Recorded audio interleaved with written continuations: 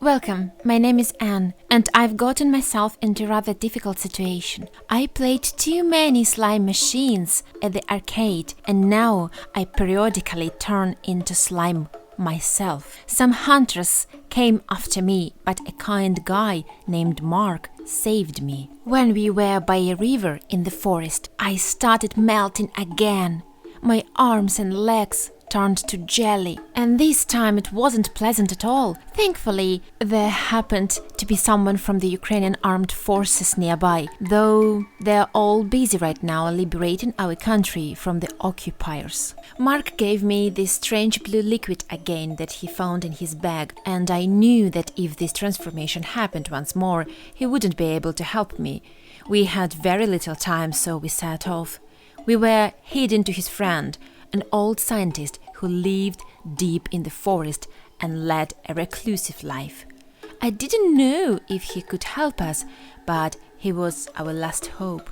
After a few hours, we found ourselves in front of a small old cottage. "Nobody's home," said Mark, and knocked on the door. But no one answered. Mark said that the scientist is going to come back soon. In the meantime, we could wait for him here. I was exhausted, so of course I agreed. Mark made me hot tea and found some cookies in the kitchen. I sat on the sofa and started eating. I love cookies. My favorite are the ones with chocolate chips. What's yours? Write in the comments. A few minutes passed and I fell asleep. I had a wonderful dream where I no longer turned into slime. I was living the life of an ordinary girl, and nothing unusual was happening around me. Suddenly, Mark woke me up and said someone had arrived. But it wasn't the old man at all. It was the hunters. They surrounded the house, and through the window we saw the same scientist, who turned out to be Mark's father. He was furious and sad. It was over for us. They had all the samples they needed, so we were no longer useful. All that was left was to eliminate the witnesses and cover their tracks. That last phrase I particularly didn't like. What do you mean, eliminate? At that moment, several objects that looked like bombs came flying through the window. Oh no! They decided to blow up the house, and us along with it? I looked at Mark, hoping he had a plan, but he was just as terrified as I was. I tried to relax and shut my eyes. A few seconds passed that I felt like an eternity, and then silence. And then explosion. Was it safe to open my eyes? I felt a breeze and heard the sound of water lapping from the nearby river. When I opened my eyes, I saw that the floor had been completely blown apart, but Mark and I were completely unharmed because I had turned into slime again. My body had fully wrapped around Mark, creating a kind of protective shield for him, while I hadn't been hurt at all. That's amazing! It seems like my slime structure lets me regenerate. No physical damage can hurt me. Now I just needed to get back to normal. I remembered that Mark had said he had no more of that magic liquid that restored me. So I concentrated and decided to try restoring my body on my own. If I'd managed to create a protective barrier of my own free will, why couldn't I do the same in reverse? And it worked. Gradually, I started returning to my normal appearance, a little more, and I was completely fine. Mark was stunned by what had happened. The only sad part was that the house was completely destroyed, and the old man was going to be very unhappy. But we spotted a pack of cookies which had survived inside the protective field, because I had fallen asleep holding them before the explosion. We made a fire and settled in to wait for the old man.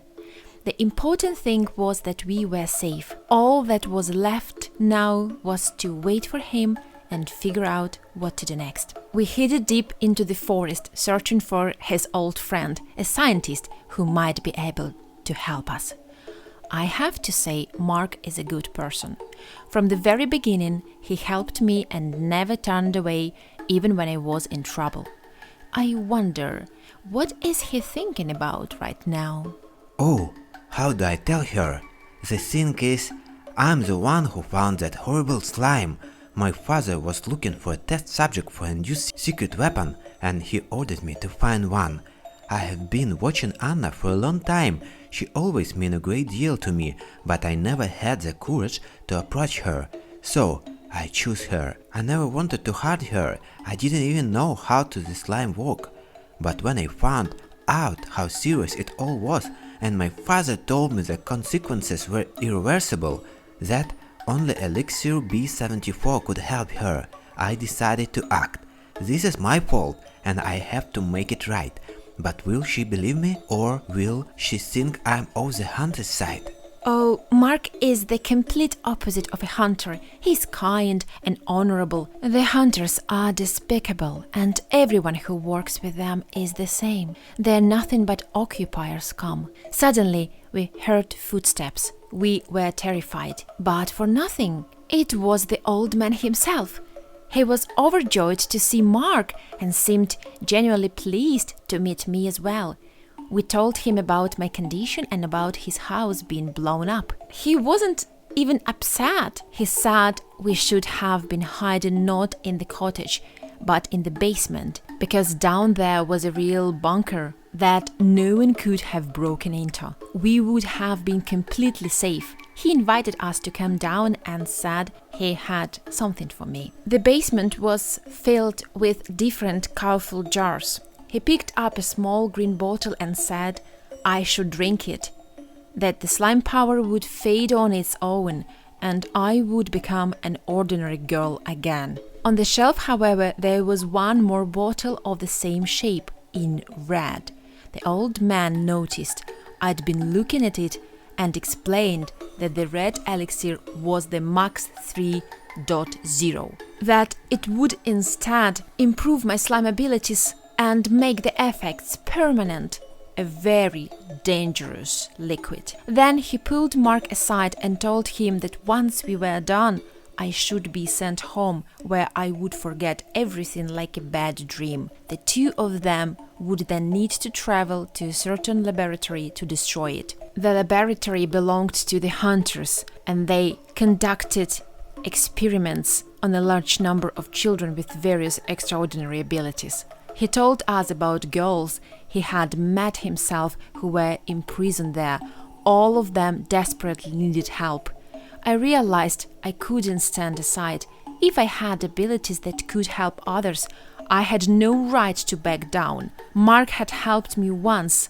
Now it's my turn. I grabbed the red jar from the shelf and drank it. Mark and the old man were shocked.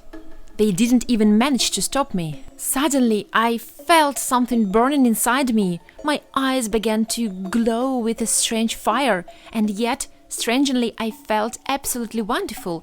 I looked out the window and saw, in the distance, a large complex that looked like a scientific facility. That had to be the laboratory. I told them both to stay put and jumped out the window. I was like a bouncing ball or something very close to one. I jumped off the ground 6 meters into the air and, in a series of leaps, covered the distance to the laboratory at incredible speed.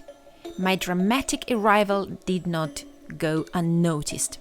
Guards rushed to intercept me, but 2 swift strikes from my stretched out arms put them both on the ground. I really like my new abilities.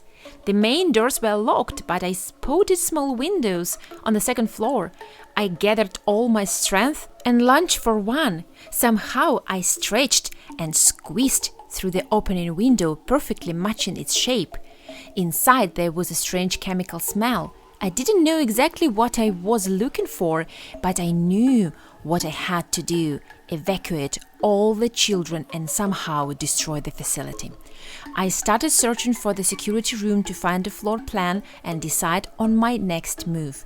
On my way, I ran into several more guards, but just like before, I dealt with them easily.